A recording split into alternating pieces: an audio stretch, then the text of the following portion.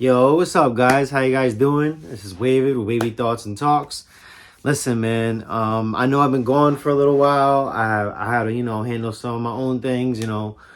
Life doesn't stop, but that doesn't mean YouTube has to either. But sometimes you gotta handle your own stuff, right? Anyway, I got a dope interview right now with someone I've met personally. Her name is Katherine. She has CPTSD.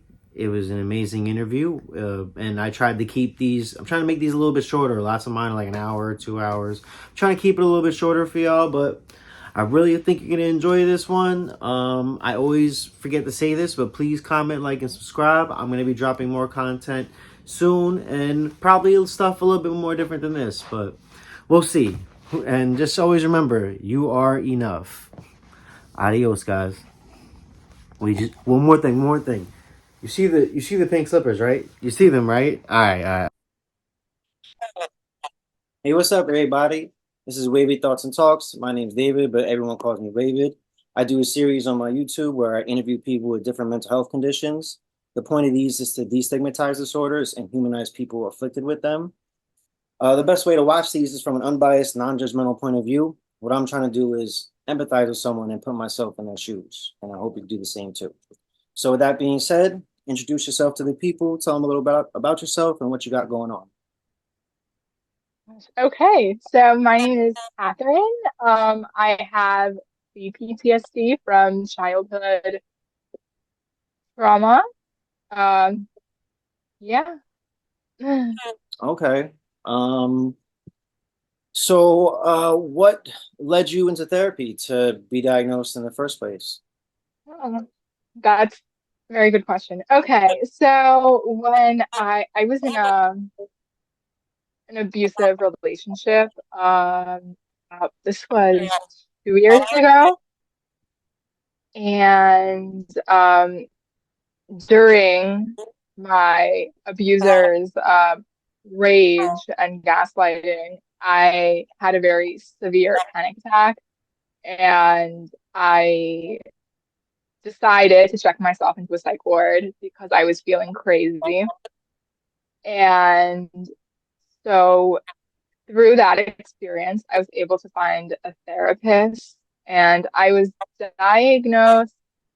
Um, it wasn't right away, but my first therapist, she told me that she was pretty sure I had PTSD, but she didn't officially diagnose me. I didn't get diagnosed until October of 2022. Yeah, so that was like 10 months later.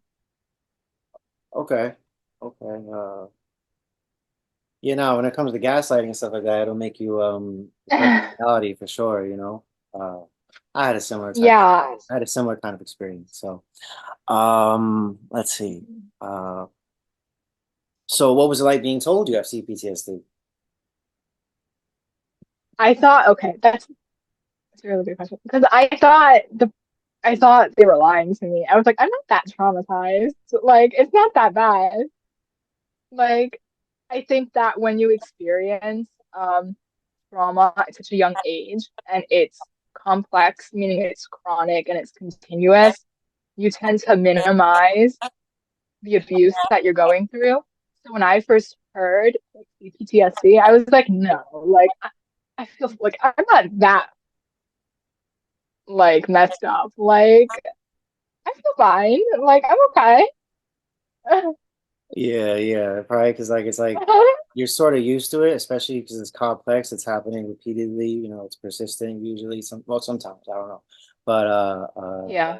yeah. So like it's like you're in a state of denial because like you're just used to it. So it's like no, you got this. Not really. Like it was normal, right? You're like no, Yeah, I don't think so. Yeah, I yeah. don't think so. That doesn't sound like me. Like I remember reading some like like the criteria for PTSD. It's like, I don't know, it's not me. Like, it's not me. Like, what do you mean this is me? Like, mm-mm. And then I look back at it like a few months later. I'm like, you're right. Like, this is me. Okay. So what was your upbringing like?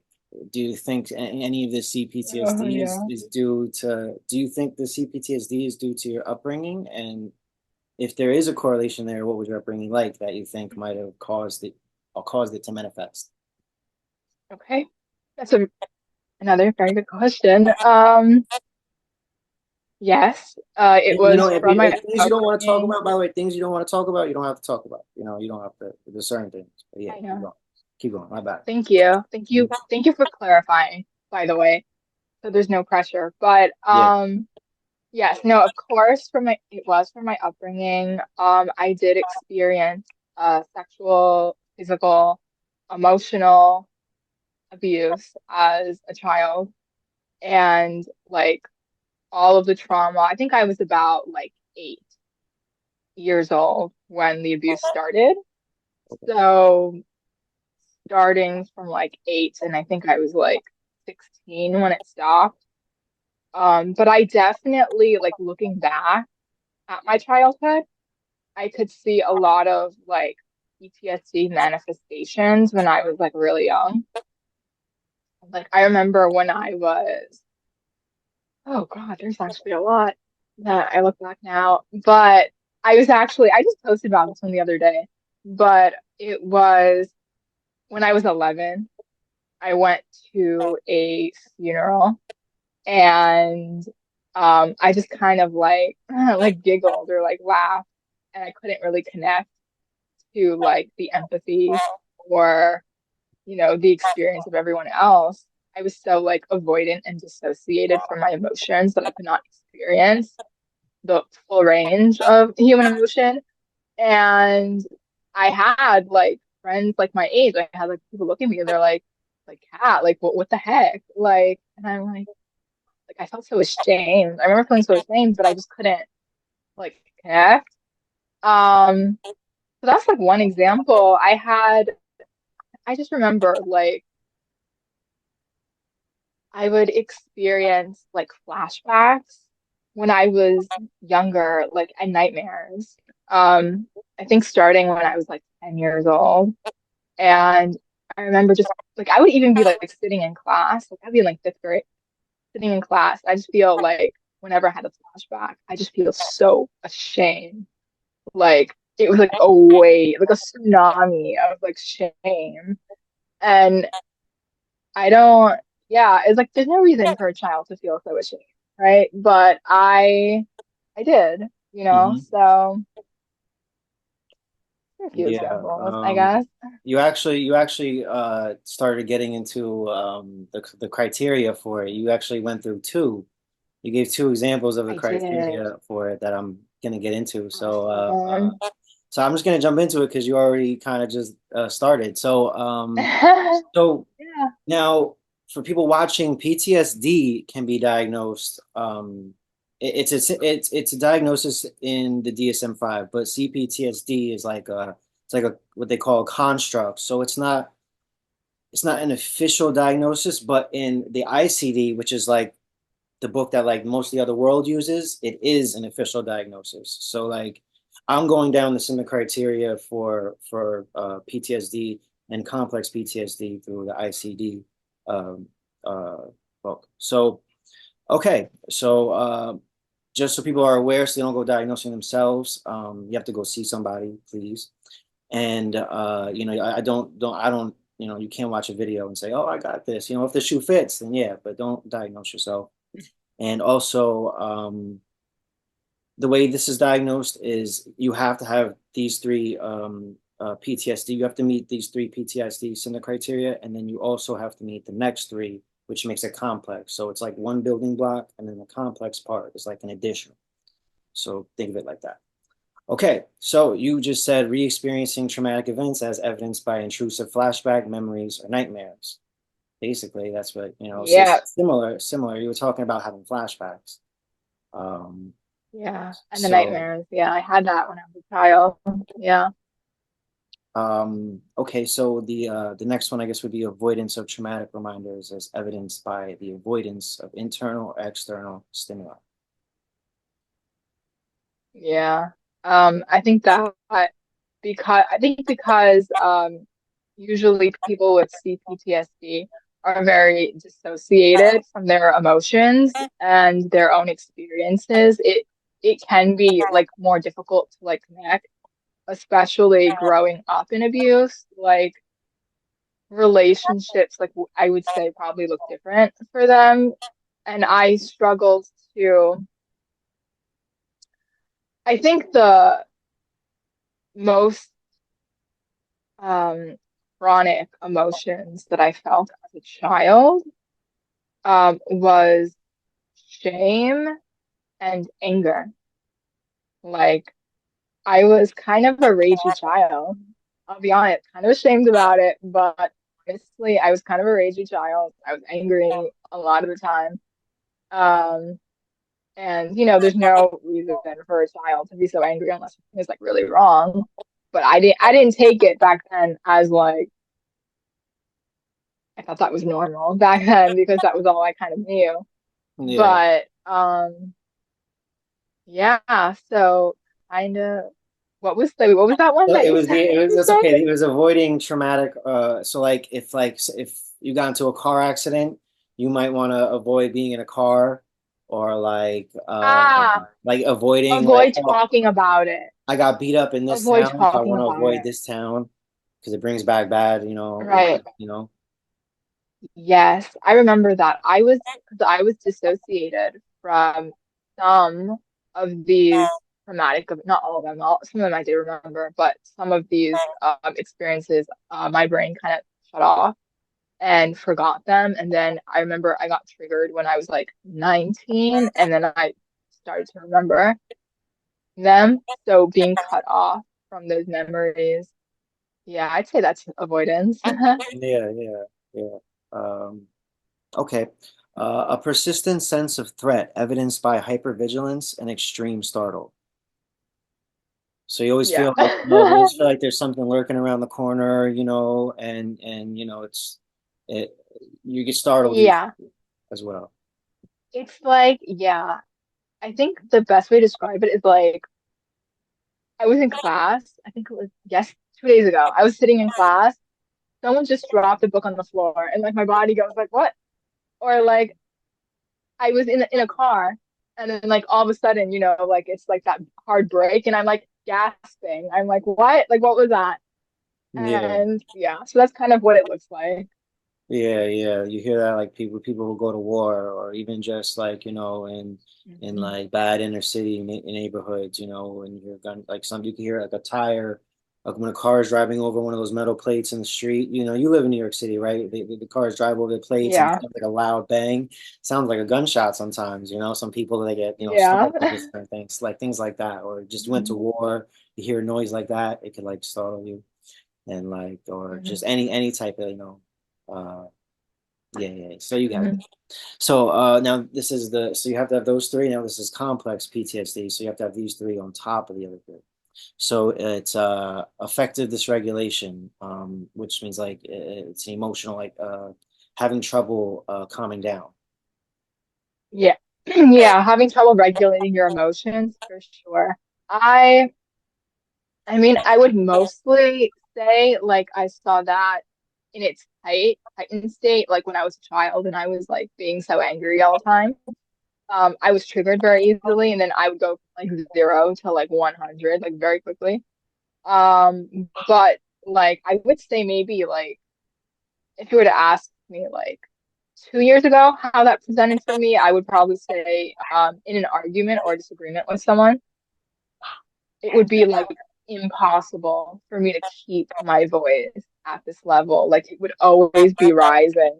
Even if I tried to keep it low, like even if I wanted to respect the person I was disagreeing with, it would always rise. I'd always start raising my voice and I couldn't control it. Now I mostly experience um like I'm really bad at regulating my sadness or whatever. So like I'll start crying sometimes. What is it? Hold on, it's Like kind of hard to hear you. I don't know if it's the microphone. I don't know if it's sorry, mine, but it sounds like it keeps going in and out a my little. okay. Hello? Hello, I can hear you now.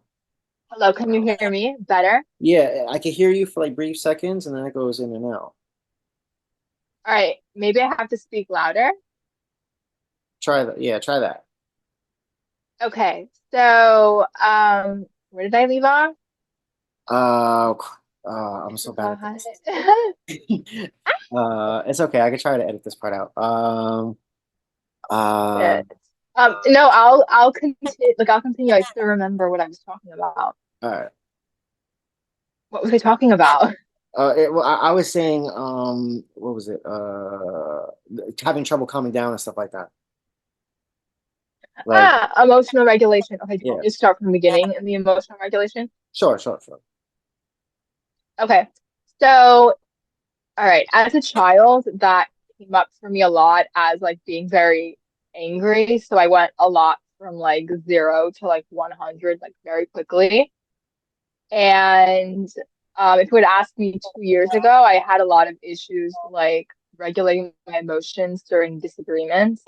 So, like, even if I really wanted to respect the person that I was disagreeing with, like, my voice would always like end up going higher and higher. And I just like, I couldn't regulate it no matter how hard I tried. It was like pretty much like impossible for me to keep my voice calm during a disagreement. And now I mostly experience that as like if I get triggered or if I feel like upset by a disagreement or something, I'm automatically gonna start crying. Yeah. So I can't really regulate that well. Yeah. Okay. Okay. A negative self-concept. So like the way you view yourself Mm. is you view yourself poorly, you know, like or there's like a worthlessness is kind of tied in there.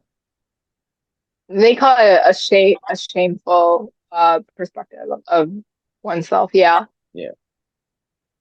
Yeah. I mean, I think that's pretty straightforward. Yeah. Okay. Yeah, you don't have to get into it.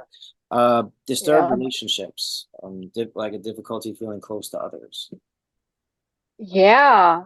Oh my gosh, absolutely. I've had a lot of difficulties with relationships, and I think for me, I would say the most like dominating issues that have popped up in my relationships were like attachment style issues and the emotional regulation that I mentioned. Like the difficulty regulating my emotions and you know the attachment style is going to be insecure, with that much trauma. You're going to have an insecure attachment style. So there's going to be anxiety. So I have an anxious avoidant attachment style. So anxious, avoidant, like Yeah. can cause some issues. Yeah, but I'm I working on that. I did So a test. I did a test. I did that test recently, and mine was secure but disorganized, I think. okay, So not like, bad. yeah, like I don't know. I don't really know too much about attachment styles. That's one thing I kind of got to look into, but Mm, I did it with a friend of mine. Okay, I like, yeah. so yeah, yeah. So let's see. So I had that same friend, my friend Dunya. She helped me out with some questions. So some of these, I'll give her a shout out. She helped me out with some of these. I interviewed her Awesome. too, a couple Okay. of videos back. But so okay, so some of the primary symptoms or challenges you experience as a result of CPTSD? Ooh, that's a very profound question. Hmm. Um, okay. Can you give me like a minute to like Oh think on yeah, that? yeah. Okay. Yeah, because I'm like, wow, that was kind of a deep question.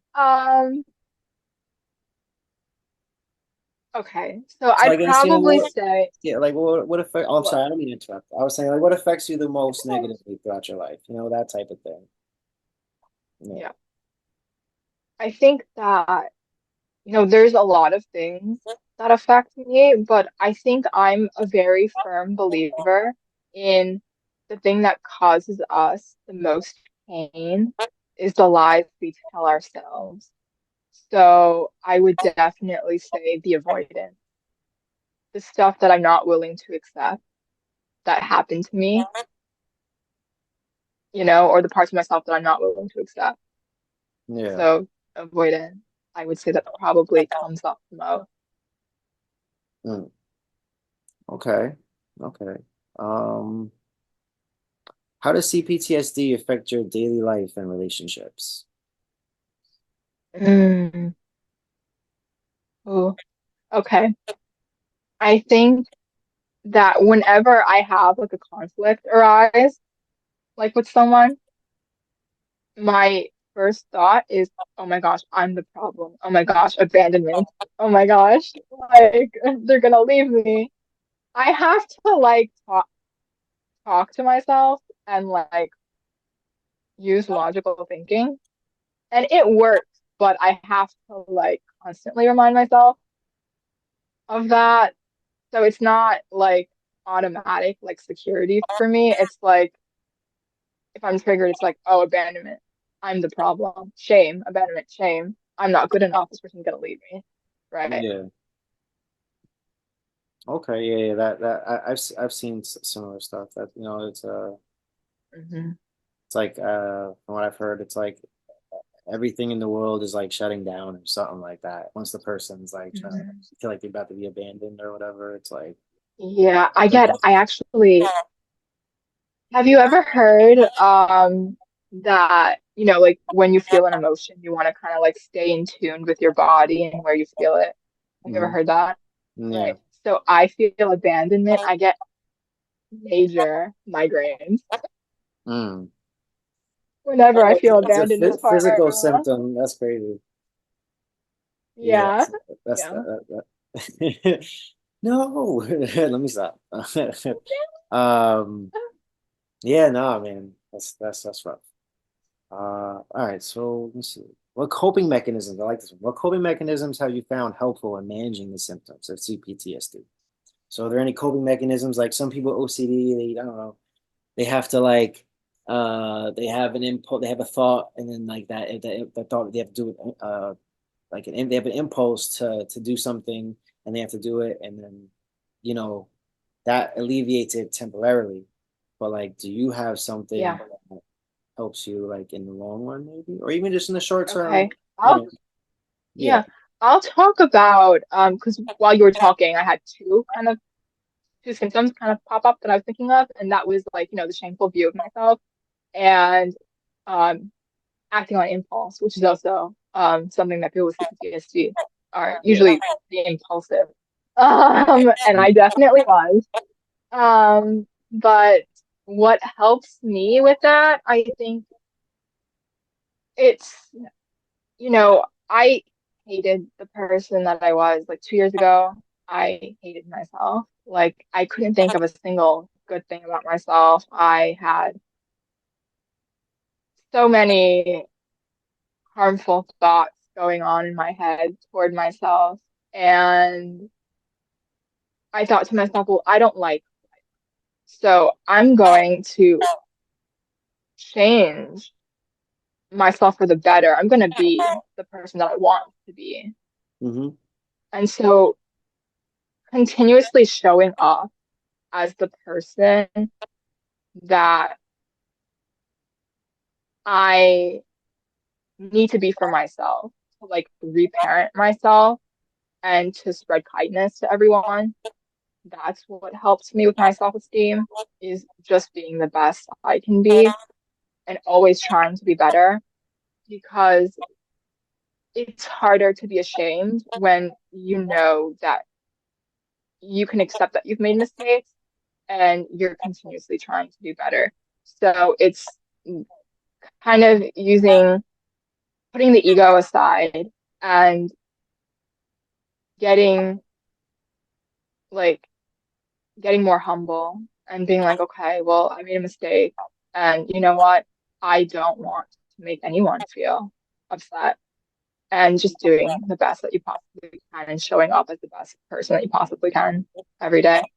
So that's what helps me with my view of myself. And with the impulse control, I still struggle a little bit with that, but I've gotten a lot better with it. Um, is I'm always checking with myself. Like again, like my first thought is always like emotional. Like it's always like emotional. And then I have to like, all right, sit with it. I'm like, all right, Kat, think logic right now. Like, is this a good idea? Is this a good idea? So usually the answer is no. Right. I have So people with I'm ADHD. always Oh, trying. keep going. Sorry, keep going. Okay. I'm always just trying to like ground myself, like physically and mentally, like feel like okay, like reality. Like, is this a good idea? And ask myself, sit with it before I make a decision. Okay, good. I Yeah. like that. I like that. I like Thank you. it's like bring yourself back down a little bit, like in the moment, right? Mhm. Okay. Yeah. Um, are there any specific situations, environments, or triggers that tend to exacerbate your symptoms? Uh, That's like a tough, like what, could you like elaborate on Are that? there any like specific like some people, I don't know, a certain picture, maybe like somebody like an attacker had a certain hoodie on, and then so they, they see someone else wearing that hoodie, it gives them a flashback, so they Ah, but it's like something that triggers you, like an alcoholic, they can't be around a bar because it might trigger them and exacerbate their symptoms. So is like there okay. anything that Yes. like specifically that you can Yes. think that like triggers you? Yeah. The first thing that popped up for me is And I don't mean that, just a certain, trigger warning. I don't mean that, you know what I'm saying? I'm not yeah. purposely trying to do it now. I don't want that sound. Yeah, of course, because I wouldn't answer if I wasn't comfortable Yeah. answering. But the first thing that popped up for me was, there's certain, I can't think of a specific thing, but I can tell you generally there's certain things like that pop up during like a sexual relationship that I feel very like triggered about, and absolutely I get severe symptoms from those type of triggers. Mm, So yeah. okay. Um, let's see. So, can you tell me about any of the support networks you rely on for assistance during difficult times? Ooh. Hmm. Well, can I say like a friend or Can you say what? can I say like a friend or something? Or Yeah, like does it any have to type of be support like system, a friend, family, therapy? whoever. Okay. Okay. So I definitely have two amazing friends that off the bat like came up in my head. You know both of them. Mm-hmm. Um, Alex and April. Mm-hmm. Yeah, You know I'm them, gonna watch it right? real quick. I met her about like almost a year ago. Yeah. Me and her, we went to go hang out with four people who are diagnosed with narcissistic personality disorder. So, and two of them I interviewed on Yeah. my channel. So that was fun. But yeah, Three, three, three. three Big up, now, three. At the big time, it up was two. Tessa, April. Yeah, Yeah, at the time it was yeah. I interviewed three of them. But two. yeah, shout out to all y'all. But okay, Hmm. yeah. So Yeah. any support network And you have? yeah, also, I've got a lot of my coping skills from therapy.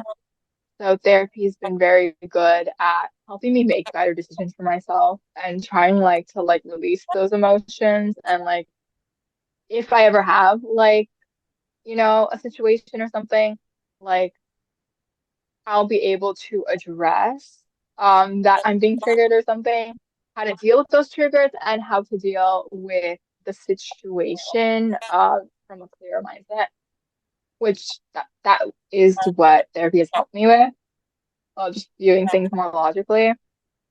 Um, so that's been really helpful. I have my friends for that too. Good, And yeah, good. I mean. It's important to have when you don't have Yeah. anybody like to fall back on or anyone. It gets rough, you know. Hard. And any type of diagnosis can get worse when you don't have anyone to help you out, you know. Like substance abuse I disorder, you agree. don't got, you know, you're an addict and you don't have anyone. It's hard to, you know, Yeah. get clean, you know, that type of stuff. Yeah, I always try to be there for everyone because I Yeah. know what it's like. I was alone like in the peak of like my diagnosis. I didn't like I didn't have anyone. Like everyone was like, leaving me. So Yeah. I mean I did some things. I was lashing. So but yeah, I know what it's like to feel alone. Okay. How do you envision your future despite the challenges you faced? Wow. Deep penetrating question. That's a good one. I would say I'm very hopeful for the future. You know, if you would ask me this question, I would have given you the exact opposite answer 2 years ago. But I am very hopeful for the future. I have, you know, I'm working on my self-identity. There's just certain things about myself that I love getting to know about myself. I love getting to know myself better. And just seeing myself grow every day is a gift and it's amazing. And there are certain things like my future is what keeps me going. I know what I want from life, and it's just I know it gets better. You know, Yeah. Good. Yeah. Hopefully, I want everyone to, watching to just know that, most people that gravitate towards my channel, obviously, due to the content that I put out, lots of people come and they have certain diagnoses, and like, just know it's not the end of the world. You especially if you work on it, things can get better. it Um, definitely gets better, but you have to put the work in. yeah, yeah, you can't just, sit around hope something happens. Can't sit, yeah, can't sit and just wait. Gotta You know, do the as they healing work. as they say, Rome wasn't built in a day. So. Exactly.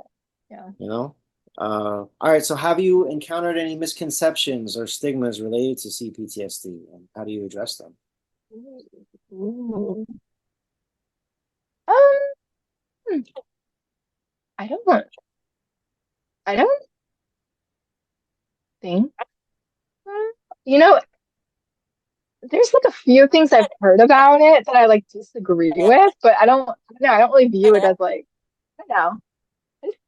Like there's some people that think that CPTSD and BPD should be the same diagnosis. I've heard that because there's so many similarities between them. Yeah.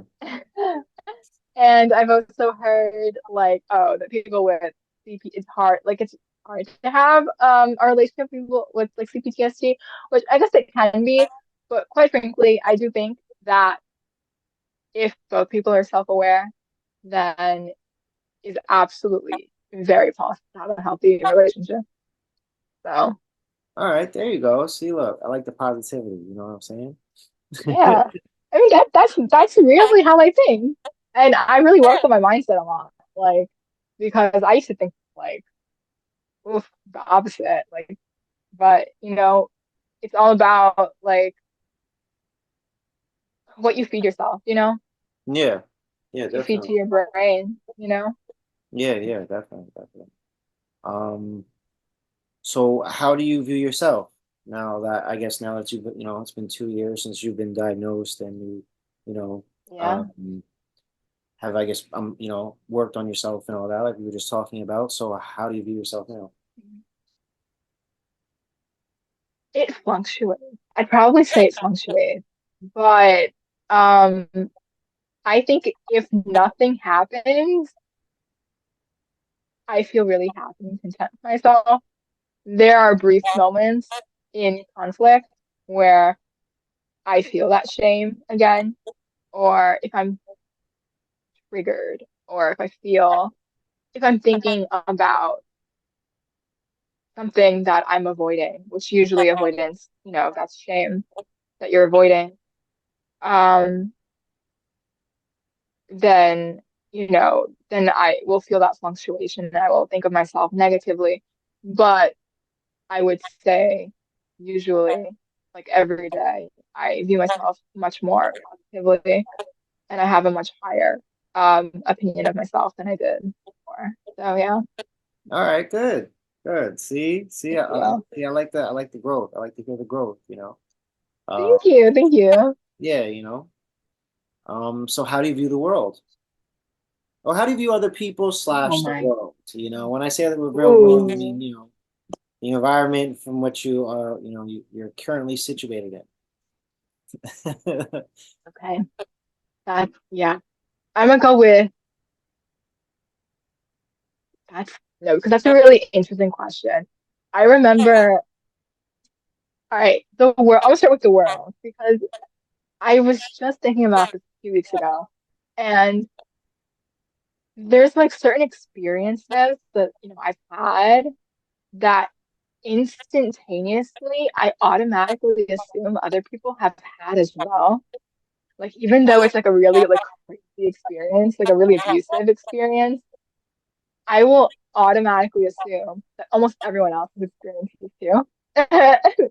What is it? What'd you say? Even though I will automatically assume that everyone else has experienced this too. Oh, okay. Um, like then I'll have to like logically think like, yeah, like no, that's your experience you're projecting right now. Like that's not how everyone else experienced, childhood, right? Like I'll automatically think that like generally it's like I automatically think that everyone has experienced abuse in childhood, but that's not true.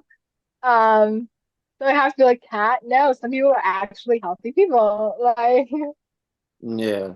um, yeah. But then um I used to have this, I don't have it anymore. I don't have it anymore. But I used to view myself so negatively that every single person I interacted with was better than me. Mm. Yeah, I used to have that a long time where I automatically assumed everyone knew better than me, everyone was doing better than me, everything was that I was like bottom of the barrel, like low, Yeah, low, so you low. just viewed yourself, okay, yeah, bottom of the barrel, okay. Yeah, and like Yeah, everyone else was better in some way, shape, or form. Even if you just had like yeah, uh even if you're only looking from the outside looking in, like just people walking by, a happy couple or whatever, you're like, oh, they're better than me. yeah, Well, you don't know nothing about them. They could be an abusive couple, or they could be whatever, but yeah, they might not even be a couple. But yeah. Mhm. yeah, okay. Yeah. Uh, so just two questions left. What advice would you give to Okay. somebody who's having difficulty dealing with CPTSD? Ooh, okay. Um, I think I would first seek professional help because CPTSD is a very severe disorder. Even though you may be like a lot of people with CPTSD are high functioning, but absolutely, absolutely get into therapy. Like it's something that needs to be worked on, and you need someone's help. Like it's not something that can be worked on by yourself. Like you need help, and I don't think there's any shame in saying that you need help with it. Um, Second, I will repeat what I said earlier. Is I do believe that, with people with PTSD, there's a lot of avoidance with the trauma in order to cope. I do absolutely believe that, the things that cause us the most pain are the lies that we tell ourselves. So it's important to be very headstrong and be as honest with yourself as you possibly can, no matter how hard you try to bury, what you're trying to hide, it's gonna come up eventually. I know this from experience. It's gonna come up eventually. It does. Um, so try to go through it. Try to I'm thinking of Finding Nemo right now, and it's like just keep swimming. It just Just like keeps go going. through it. Yeah, just keep swimming. Just go through it and try to show yourself as much compassion as you possibly can, because the things we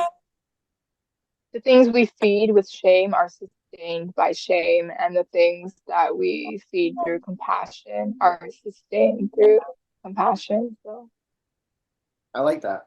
absolutely. I like that quote. Yeah. Okay. And Mhm. my last question is, what advice would you give to somebody who has a loved one that has CPTSD and they might be struggling with it, or who knows? Or they just want to understand Oh, more about them, which is why they came to this video in the first okay. place. Okay. I will say, one thing that triggered me the most, um, one thing that triggered me the most, especially in the beginning, was, oh, well, I know how you feel, or I know how you feel, or like just anything that's dismissive. Like you want to avoid that, and I would say like compassion, like empathy and compassion are the most important things for someone, going through a lot of trauma, that has been through a lot of trauma, that is working on healing, is knowing that, it's not their fault, but that they can get better, and that, you are there, that you, if you can, of course, I will say that with anyone dealing, I mean, with anyone, but especially with people with, severe disorders, you want to have very good boundaries, right? So, it's good. Tell them that, that you're there for them, but do not abandon yourself in the process. So do as much as you can, but take care of yourself as well when you are helping someone with CPTSD. Yeah. All right, there we go. There we go. Yeah. Um, Thank you for doing this interview. Just stay on for 1 second. Everyone watching, if you got this Yeah. far, I appreciate you. Comment, like, and subscribe. See y'all in the next one.